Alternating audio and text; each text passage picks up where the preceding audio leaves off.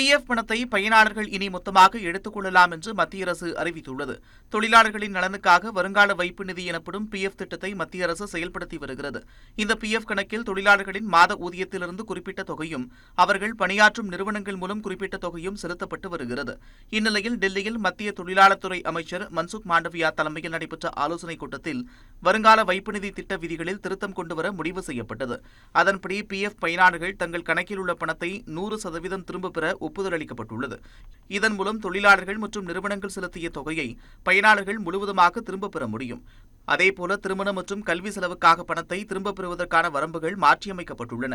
அதன்படி கல்வி தேவைக்காக 3 முறைக்கு பதிலாக 10 முறையும், திருமண தேவைக்காக 3 முறைக்கு பதிலாக 5 முறையும் எடுத்துக்கொள்ள அனுமதிக்கப்படும்.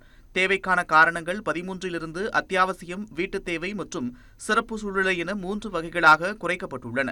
பேரிடர், வேலையின்மை போன்ற சிறப்பு சூழ்நிலை பிரிவில் தேவைக்கான காரணத்தை குறிப்பிட தேவையில்லை என்றும் தெரிவிக்கப்பட்டுள்ளது. இதனால் விண்ணப்பங்களின் நிராகரிப்பு குறைய வாய்ப்பு இருப்பதாகவும் கூறப்படுகிறது.